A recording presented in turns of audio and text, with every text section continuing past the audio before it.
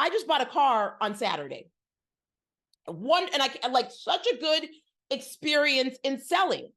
I went to my cousin is the car whisperer, so he does all the research. I was like, this is what I want. I got overwhelmed. I was like, oh Jesus, thank goodness I have you, because I am overwhelmed by Minnie's website where you can build a car. I'm thoroughly overwhelmed. I'm done. So we decided on the car I wanted, and he said, and I had a Mini Countryman, but I had a 2014. Now I'm getting a 2024. So he's like, we decided to go and test drive. The car that I wanted was at a dealer that we found the car 40 miles away. But the dealership that I've been working with is in Northfield. It's like 15 miles away. So he said, go to Northfield, just test out the seats, make sure it's comfortable, make sure this is the car that you want.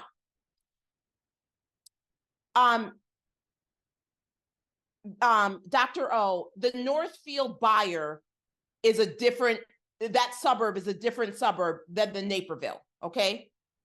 When I went to the Northfield, that customer experience, that man was such a good salesperson. I wanted to buy the car.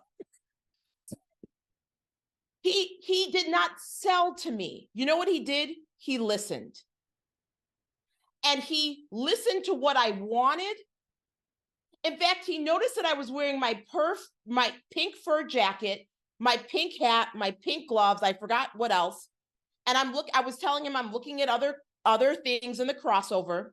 And he's like, you could buy a BMW. I mean, it's technically the same car, but Minis have culture and personality. People who buy Minis, there's a vibe, there's a culture. I mean, they have all these little fun things, and he was showing me the lights. He was trying to sell the feeling that I wanted to buy.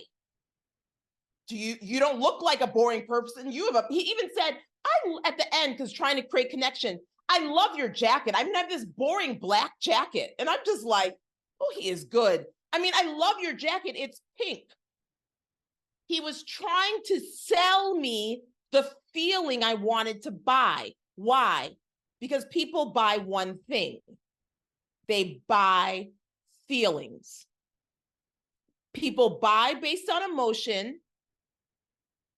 They don't buy based on logic. They justify logic. Ask anyone who's bought a Stanley Cup. It makes me happy. It makes me happy. Why did I buy this Kate Spade for Christmas? I bought a water bottle for Christmas because it makes me happy to have a Kate Spade water bottle, and I have a Kate Spade hat that's red with a pink bow. What am I saying? You have to understand the feeling, the emotions that people want to buy and sell them that. I'm going to tell you this right now, but I loved it because I was able to get a great sales experience and notice what this great salesperson did on Friday, and compare it to the salesman on Saturday. And the guy on Friday sold the car. He sold the emotions. He treated me like a friend. He wanted to hear what I was saying. He didn't sell me anything. And whenever I said, he's like, yes, you absolutely have to take your time. It's a big purchase. People buy based on emotion. And when the value is presented, the price goes out the window. We've all done that. Have you ever bought something that you couldn't afford? Raise your hand. And why did you buy it? Because you wanted to. You felt like it. Right? Now, and that's no different for your client. Now, what we have to do is, selling is easy to do, but it's hard to learn. Selling is easy to do, it's hard to learn. Selling is a skill. And it's actually a skill worth getting good at. Some skills are not worth getting good at. I mean, I mean, I shouldn't say not worth getting good at. Some skills that you get good at are not going to help you multiply your income, create wealth for generations, add value in the world for your clients, and make a kingdom impact. Like some skills just will not do that. Selling will. I didn't get corporate sales experience, but I learned it. In fact, I didn't think I was good at sales. I thought I was terrible at sales. And so when I was working as executive coach and I'm having clients enroll in my 6-month program and my year-long program and re-enroll for 3 years and 8 years, and my colleagues were saying, how are you doing that? And because I didn't think I was good at sales, I mean, I've been taking sales classes, but I didn't think I was good at sales because I was comparing myself to the sales people I saw, the corporate sales people I saw, the people with corporate sales experience in the marketplace, and I was very different. I just said, I'm a great coach. People are hiring me and rehiring me because the results that I help them achieve. That is true. And I've helped clients make millions of dollars, sell their business for millions of dollars. I've helped people leave their corporate job and make more money in a week than they made in a year. And as much as they said how great I was, there was times that I could not re-enroll them in a program. They're like, you're too expensive. And I'm like, because I didn't own my value, because I had lacked confidence, because I wasn't lacked clarity. I didn't say like, okay, you just made $1 million and my program is 10,000. Like, but they would say your program's too expensive because there was internal things and lies that I was believing from the enemy and things happening on a subconscious level. But I was good compared to a lot of coaches a lot of even coaches now who are like, how are you getting people to sign up for more than one session? And it was sales. And so when the Lord kept on pressing my heart, you're serving the right people. I'm sorry, you're doing the right work. You're serving the wrong clients. And because I was believing the lie of the enemy, and when he was telling me to be a business coach, and I was believing the lie of the enemy, I was comparing myself to other business coaches out in the marketplace, I didn't pivot for 7 years.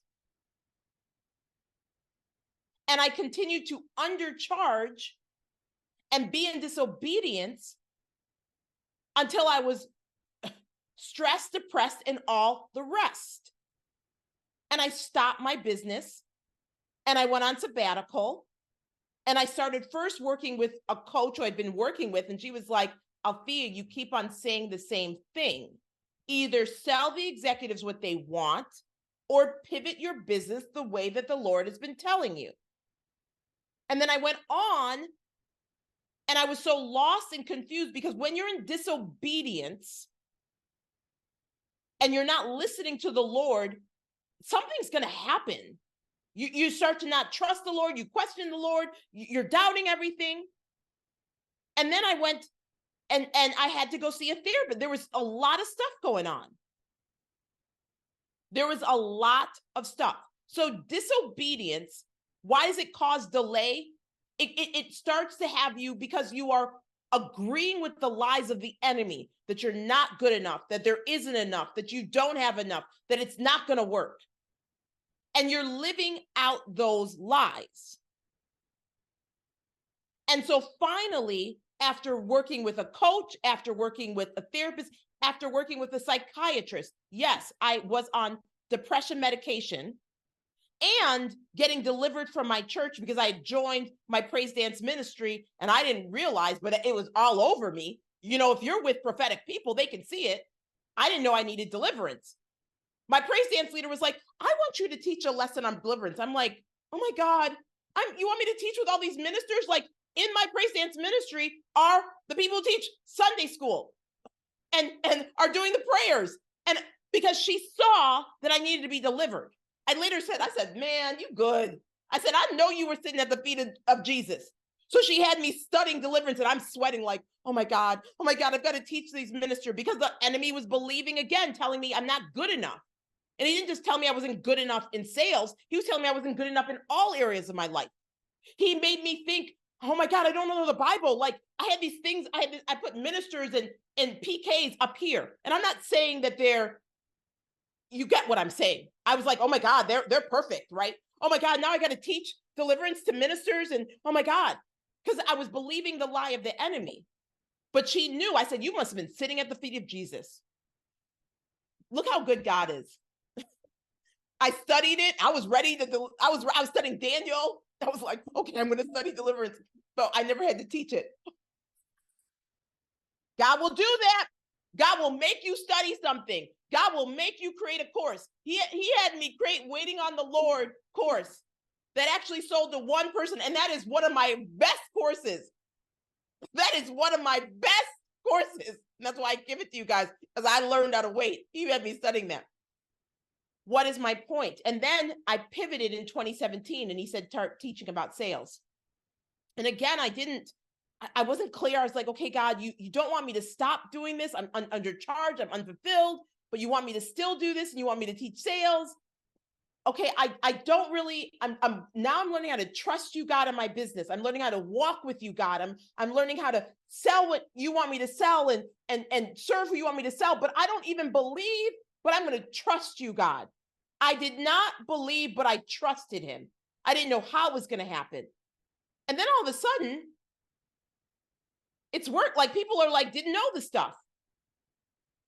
They didn't know how to lead a sales call. They had never had someone enroll in a $10,000 program while on the sales call. I remember one of my clients working at McDonald's, and I was like, the price is going up December 31st. Oh man, he got that AP to overnight that check to my house, because he was like, oh, I got to get it in before Althea's business closes in December. And that thing was overnighted. And I didn't know people didn't know how to do that. I didn't know how people had to learn how to do that. And so I started teaching sales, and I keep on learning how to get better at sales. And I had to deal with my own rejection, my own fear of rejection, and start pulling down all of these lies. Why are there so many sections in the mindset? Because I use them. There's no tool that is in my client's private member portal that I haven't used. And I know it works, because it worked on me, and it's worked on clients. So pricing, as I shared in a post, then I started increasing my pricing. Then see what happens is when you underprice, resentment shows up. Oh, you better believe I was resentful. I mean, I'm going to be honest. Like, you just made a $25,000 increase in your salary, and you're mad that you paid me $5,000, and your salary is going to keep on going. Oh yeah. It's fun at first, but that resentment, when you realize you're undercharged. Now we know what the word says. You don't want to follow the ungodly counsel. You don't want to sit at the seat of bitterness. I'm paraphrasing. So God had to clean in me a new heart. But the reality is that was not their fault. It was my problem. I didn't own my value. I didn't raise my fees. I didn't get good at communicating the value of my offer. I didn't go and go seek out new clients. I didn't trust God. I didn't break free from a poverty mindset. And thank God, God loved me enough to continue whispering sweet everything's in my ear when I wanted to give up, when I wanted to quit, when I was like, let me just get some job. And people were like, and I know people were like benefiting and all this stuff. I mean, the testimonies, I have testimonies on testimonies on testimonies on testimonies, but I was not in alignment with God's will, both in who I was serving and my pricing. And my pricing was based on my mindset. Thanks for watching. Subscribe and hit the notification bell for more videos. Then click the TV to watch the next video. Don't forget to visit my website at altheamcintyre.com to get your free training on the 7 biggest mistakes that keep Christian entrepreneurs from ever creating their $25,000 offer.